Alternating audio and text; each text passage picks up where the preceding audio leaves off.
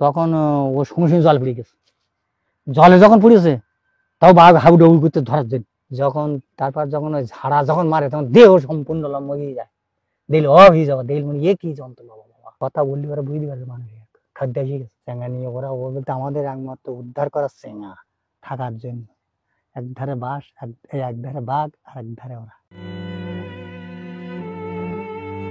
আমরা সুন্দরবনের একদম প্রান্তে এসে দাঁড়িয়েছিলাম মরিচঝাপির একদম কানায়। সেখানে এসে দাঁড়িয়ে যখন আমরা কথা বলছিলাম মরিচঝাপি নিয়ে, আমাদের দেখা হয়েছিল একজন বয়স্ক অনেক প্রাজ্ঞ একজন মানুষের সাথে। তো তার কাছে শুনছিলাম যে সুন্দরবন জঙ্গলটা এখন কেমন যাচ্ছে বর্তমান সময়। শুনতে শুনতে তিনি বলছিলেন যে সেই সময় মরিচঝাপির সেই গণহত্যার কাহিনী বলছে। মরিচঝাপি নামটা শুনলে ওই ওই সেই দৃশ্য ভেসে ওঠে। সেই সময়টা একটু যদি বলেন আপনি কেমন ছিল।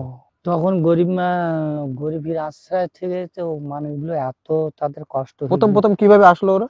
হ্যাঁ, প্রথম ওরা এসেছিল নাকি আমাদের রাজ্য সরকার থেকে ওরা অর্ডার পেয়েছিল। আচ্ছা, তার মানে অর্ডার বলতে যেমন আমাদের এখন ওরা বলে দিয়েছিল যে এখানে আসতে পারে। আর হ্যাঁ, এখানে তোমরা দখল করে যাও, মরিচঝাপি এখনো মানে কোথাও হয়নি, আচ্ছা, কেউ নিতে পারেনি, তোমরা দখল করে। আচ্ছা, সেই সূত্রে ওরা এসে কত হাজার হাজার লোকজন এসে 10,000 লোকজন এসে মরিচঝাপিটা ওরা রাতারাতির মধ্যে প্রায় উদ্ধার করেছিল।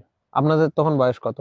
আমার বয়স তখন প্রায় ওই 25-30। 25-30। কি কেমন দেখলেন সেই সময় হঠাৎ? দেখলাম তারা তো খুব মানে অভাবী, বিরাট ভিক্ষুক, তারা এসে ওই জঙ্গলের মধ্যে প্রবেশ করলো। আচ্ছা, করার পরে ওরা কিছু কাঠ কেটে সব ওই যার মধ্যে ঘর, ছোট ছোট ঘর বানাতে লাগে থাকার জন্য। একধারে বাঁশ, একধারে বাঘ আর একধারে ওরা। আচ্ছা, এই পরিস্থিতির মধ্যে ওরা জঙ্গল থেকে উদ্ধার করে। তারপর কিছু 6-7 মাস পরে তখন থেকে রাজ্য সরকার থেকে আর এই যে 6-7 মাস ওরা ছিল ওখানে, আপনারা তখন ওদের খাবার টাবার সব পৌঁছে দিতেন? হ্যাঁ, খাবার টাবার আমরা দেবো না, ওরাই নিজেরাই সবকিছু করে নিত। আচ্ছা, আপনারা যেতেন সেখানে? হ্যাঁ হ্যাঁ, কেমন দেখতেন সেখানে?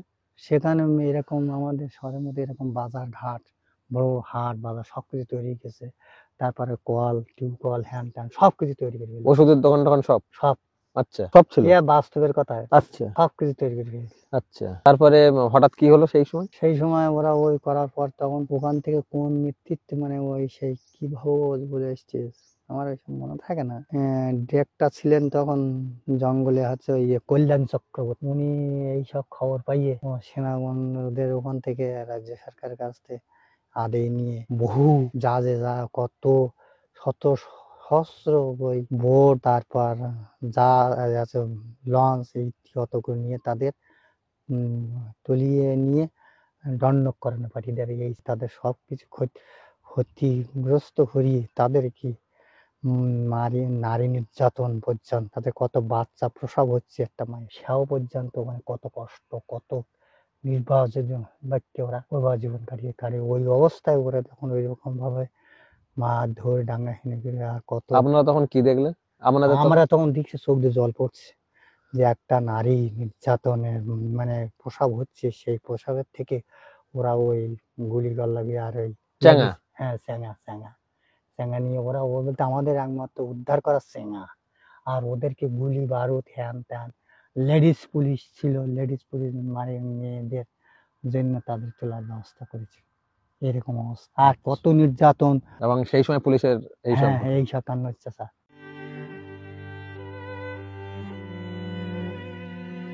তারপর থেকে মরিচঝাপির জঙ্গলে সব তো ওরা চলে গেল। তারপর থেকে আপনারা তো জঙ্গল করেছেন দীর্ঘদিন, সেই অভিজ্ঞতা কেমন? বাঘ কতবার দেখেছে? বাঘ আমি 4-5 বার দেখেছি। কোথায়? আমাদের শহরে এসেছিল, তাও আচ্ছা, দেখা হলো। আর জঙ্গলে এরকম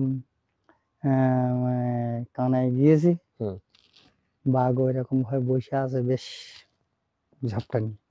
তখন একজন আমাদের মালিক একদম, এই দাদা দাদা দাদা থামো থামো থামো। কেন রে? হয়তো বন্ধু বসে গেছে, ওকে আমরা বন্ধু বলে আমাদের শ্রদ্ধা করতে। আচ্ছা, তার মানে সরাসরি বাঘ বলা যায় না। এবার সেইভাবে বন্ধুকে নিয়ে আমরা যখন শ্রদ্ধা করে ওখানে বসে আছে, শিকার ধরার মতো বেশ সেইভাবে ওরা রেডি হয়ে বসে আছে, জানে যে গিলিক করে ধরবো। ওটা কোন খাল? কোন খালে ওটা? ওটা দুয়ালা। দুয়ালায়। হুম। আর একবার? আর একবার আমাদের এই মরিচঝাপি এখানে, আচ্ছা, এখানে কেমন? মরিচঝাপি উঠে ওখান থেকে বাবু দেখি বসে আছে, তখন বলতে বলতে দাদা ও যে বাবু উঠে গেছে, ওখানে যাওয়া যাবে না, কাঁড়া মারতে যাওয়া যাবে না, ওখানে যাওয়া না, ও গিলি ধরবে, ও যাওয়ার দেখা নেই। এবার এই যে সামনে কোনো কথা নির্বাককে কথা বললি পারে বুঝতে পারবে মানুষ, খাদ্য এসে গেছে। বুঝতে পারে না। এইবারে সেই সব দৃশ্য দেখে আমরা কোনো নির্বাককে সব বসে থাকলাম। আর মাঝিরা বলতেছে সব চাকার কপাল তোমরা সবসময় লক্ষ্য রাখবা, সবসময় জঙ্গলের দিকে লক্ষ্য রাখবে, না বিপদ হতে পারে। আপনি সব থেকে বড় বাঘ কোন জঙ্গলে দেখেছেন? সব থেকে বড়? সবথেকে বড় বাঘ বলতে আমরা 10 ফুট লম্বা। কোথায় ওটা? এই কিরকম ভাই দেখলেন ওটা? হ্যাঁ, কেমন অবস্থায় দেখলেন? যখন শিকার ধরে গুলি মেলি, আমি কি একটুখানি জিনিস। আচ্ছা। তারপর যখন ওই ঝাড়া যখন মারে তখন দেহ সম্পূর্ণ লম্বা হয়ে যায়, দিল হয়ে যাওয়া, দিল মানে এ কি যন্ত্র বাবা বাবা, 10 ফুট লম্বা মানে খেলা না, বিশাল বড়, বিশাল বড় বাঘ। ওই বড় বাঘ ওই দেখেছে। কোথায়? মরিচঝাপিতে? মরিচঝাপি, হ্যাঁ। সে বাঘ কি শিকার ধরেছিল না? ও বাবা, শিকার ধরি না, আমরা কমেছি। আচ্ছা, আপনি কোনোদিন আপনাদের চেনাশোনা বা আপনাদের নৌকার পাশে এরকম কাউকে নিয়ে চলে গেছে এরকম? হ্যাঁ হ্যাঁ, আমাদের বাড়ির কাছে আমার জামাই নিয়ে হাঁটে। কিরকম ঘটনা সেটা? হ্যাঁ, কিরকম ঘটনা? ঘটনা কাঁড়া মারতে গেল। আচ্ছা। কাঁড়া মারতে যাওয়ার পরে তখন ওই বউটা বলতেছে খুব এরকম নদীর ভিতর দিয়ে তো, জঙ্গলের ভিতর দিয়ে ছোট ছোট ঝোড়া আছে। আচ্ছা। ঝোড়া দিয়ে আর ওই দুই ধারে বিশাল জঙ্গল, তার মধ্যে কোনো আওয়াজ পাওয়া যাবে না, সরে কোনো কিছু পাওয়া যাবে না।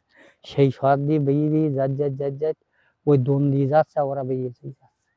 আর ওর মধ্যে ওই সামনে এরকম বসে আসলাম, বসে যখন আসে, এখন ওরা চিন্তা করে যে সবশেষ পালে সারাকে খাদ্য যাতে আমরা ভালো পাই, খাদ্য স্বাস্থ্যবান মানুষ। মানুষ।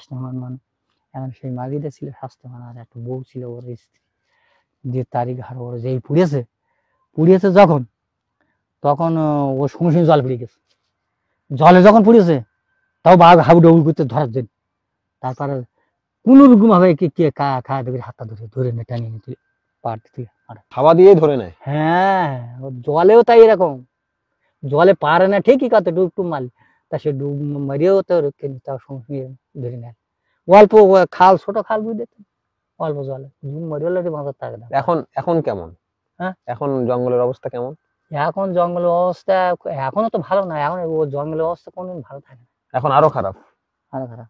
যাই হোক, শুনছিলাম সেই সময়ের ঘটনা মরিচঝাপি, কিন্তু শুনতে শুনতে দাদু অনেক কথা বলছিলেন যে সেই সময়ের অবস্থা কেমন হয়ে গেছিল। সেই কথা আর শুনলাম না বেশি, তারপরে জঙ্গলের কথা শুনছিলাম দাদুর থেকে। সবশেষে দাদু আপনার নামটা বলে দিন। আমার নাম রবীন্দ্র মন্ডল। আচ্ছা, রবীন্দ্র মন্ডল। আপনি এখনো তাহলে জঙ্গল যান টুকটাক? খুব কম। কম যান। আপনি সর্বোচ্চ কোন জঙ্গলের দিকে সবচেয়ে বেশি গেছেন? মানে সুন্দরবনে তো অনেক জঙ্গল, সব জঙ্গলে গেছেন? সব জঙ্গলে আমি যাইনি।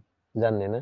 আমি গেছি কম বন্ধু বলছি, বলেন দেখি। বুড়ির ডাবুর, কাঁকড়া, কেঁদোখালি, এই সব জায়গায় বেশি দূরে আমরা যেতে পারি। আচ্ছা, আশেপাশে এখানেই আপনারা মাছ কাঁকড়া ধরেন। এখন কাঁকড়া ভালো হচ্ছে? এখন যারা যাচ্ছে তা তো মাছ খারাপ না। খারাপ হচ্ছে না? ঠিক আছে, শুনছিলাম সুন্দরবন জঙ্গলের কথা, তাহলে আপনি যান তাহলে। আচ্ছা, অনেক ধন্যবাদ আপনাকে। আচ্ছা, ঠিক আছে।